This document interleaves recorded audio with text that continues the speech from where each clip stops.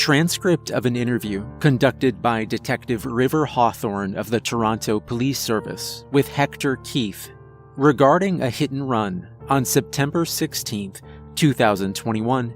Transcript provided without the consent of the Toronto Police Service. This is not an official TPS document.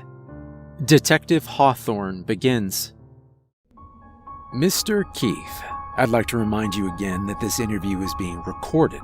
Anything you say from here on out will be on the record. You understand? Yeah, I understand.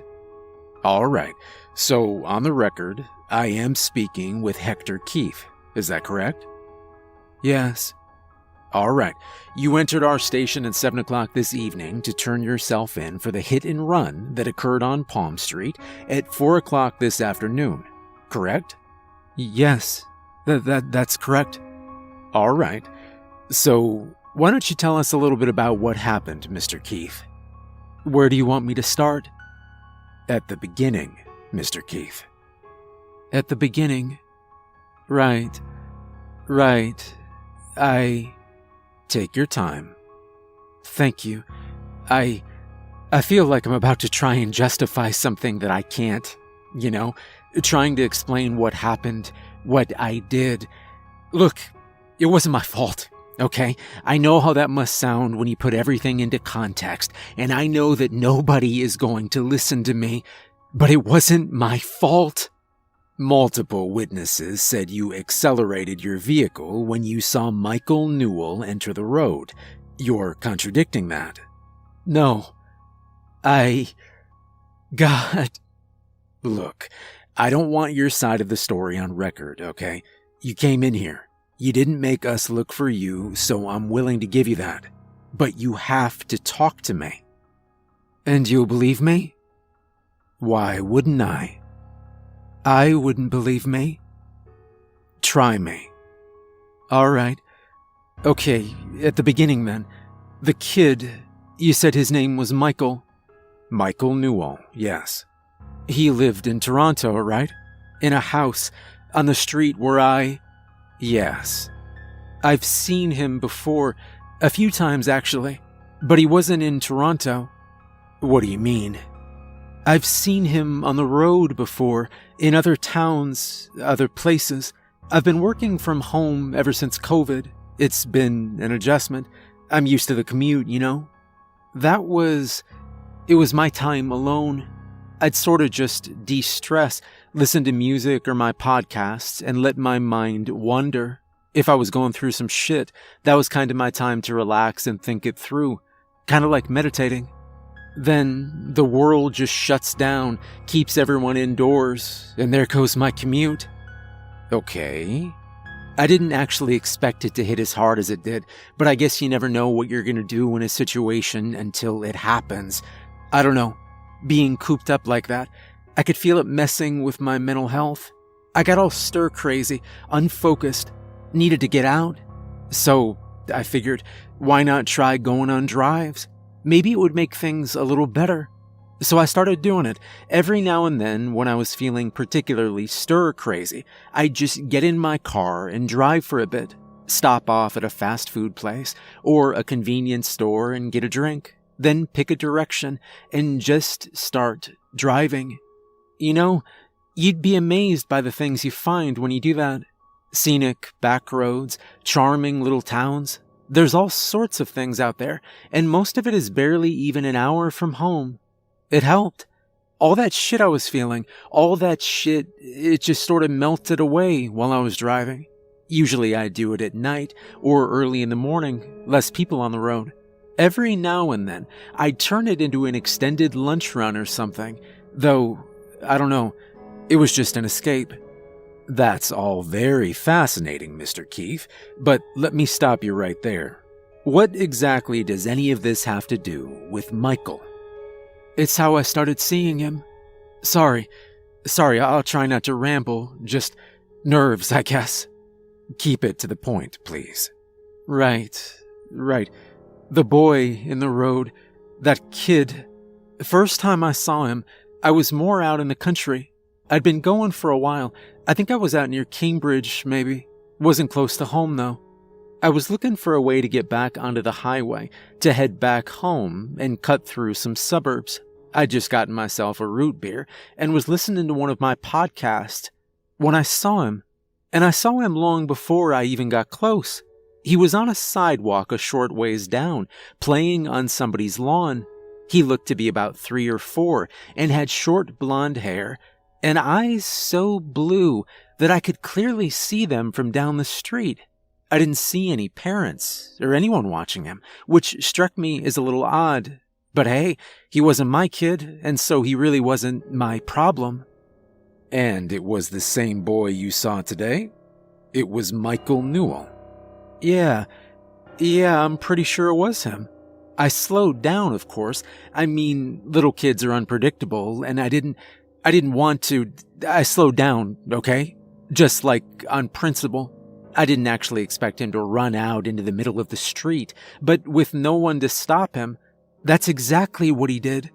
I was still some of the way down the street when I saw him run out. Had plenty of time to stop, so I did. He was probably a good 20 meters or so away from my car, and he just stood in the street, and he watched me, looked right at my car, and he had this shit-eating grin on his face, just grinning from ear to ear. I don't know, it kind of weirded me out. Sort of felt like he was goading me or something. Like he was basically just saying, "Come on, hit the gas. Do it." So, what did you do? I just waited until somebody got him the hell out of the road. I mean, he was just some dumb kid. Probably didn't even know what he was doing. I was expecting some concerned parent to run in and snatch him off the road, but nobody came. He just stood there, grinning at me for, Christ, must have been 4 or 5 minutes. Long enough to be really weird. Did you try to go around him or turn around? I didn't want to move. I mean, he was just standing there, staring at me. If I moved, maybe he'd have moved too. Eventually, he did move. I don't know if he got bored or what, but after a while, he just ran off to the other side of the street. I didn't see where he got to, though. Maybe he got into someone's backyard. I see. So this kid from Toronto just ran out in front of you, in Cambridge, correct? Look, I know how it sounds, but that's what happened. When was this, roughly? August, I think. August 2020. August 2020. You're absolutely sure that it was the same kid? I'd know him anywhere. You ever see him again? More times than I'd like. Saw him again about a month later. It was in town this time, though. I wasn't out on one of my drives. Just headed to my aunt's to help her with some computer shit. I wasn't busy, and it wasn't far, so I just figured I'd pop over, help her out, and be on my way. You're a real saint, Keith. So what? Michael Newell was sitting on her couch eating cookies and milk? No. Don't make fun of me for this, okay? You said you'd believe me. Yeah, okay. I believe you. So, where was Michael Newell? He ran out into the road in front of me. Same drill as last time, although this time I didn't see him in someone's yard beforehand. He just sort of appeared. Ran right out into the street like before from behind a parked SUV. Then, same as before, he looked right at me. Looked me dead in the eye through the windshield, and he was grinning. And then what? Well, I stopped, obviously. Stopped a little too close for comfort, but I stopped, and God, I looked at him, and I recognized him. Like, I remembered him. He'd spooked me before. This time, though. You were scared of him? Damn right I was scared. I thought I just missed hitting a kid. That was twice now that some kid had just run out into the road, as if he'd had a pressing meeting with Jesus in 5 minutes that he just couldn't miss. Didn't help that he looked exactly the same. Even that smile. God, that smile. I think that's what made me realize that it was the same damn kid. I didn't want to believe it at first, obviously, but just looking at him, he stared at me, just like he had last time, wearing the exact same smile as before. Just like last time, I sat there waiting him out. I don't think he stood in front of my car as long, but I don't really remember. All right, so what did he do next? Same drill as last time. He ran off, and I just sort of felt shaken for a bit. And he came back the next month, too, right? And the next, and the next. No. No. No. He came to my apartment. See, this shit in my car that I could just try and hand wave as just nerves. I mean, it shook me up a little bit, sure, but I figured it was just two different kids and a really screwed up coincidence. Then, about a week or so later, that's when I start seeing him outside my window. My apartment's got this balcony, and I go out there to read sometimes. It's peaceful, you know? Sure. So, one night, about a week or so after I saw the kid for the second time, I'm out on the balcony reading. I was taking a break, having a smoke, and, well, I look down, and there he is, standing in the street, the same damn kid. I'm up on the 7th floor, but I can tell you without a damn doubt that it was the same kid. How could you tell? The hair, the shirt, I'll bet he was even smiling too. It was him. I swear to you that it was him. All right. So, what did he do? He just starts walking. Soon as he knows I've noticed him, he just starts walking and heading into the front door of the apartment. There's no way he should get in. You need a fob to open the inside set of doors. But about 10 minutes later, I start hearing someone knocking on my door. So, I go. I take a look through the peephole, and the unsupervised toddler who somehow was stalking you was standing at your door. Yes. Damn it. Yes. He was right there. I saw him. He was standing right at the door, and he had this grin ear to ear. I'd never seen a kid with that kind of creepy-ass smile. It didn't look right. It was like it was too big for his face. Right. So, what did you do? I locked the door, and I got the hell away from it. I kept hearing the knocking, though, getting louder and louder every time, until I swear it was shaking the door itself. I just crawled into bed. I crawled into bed, pulled the covers over my head, and I waited for it to go away.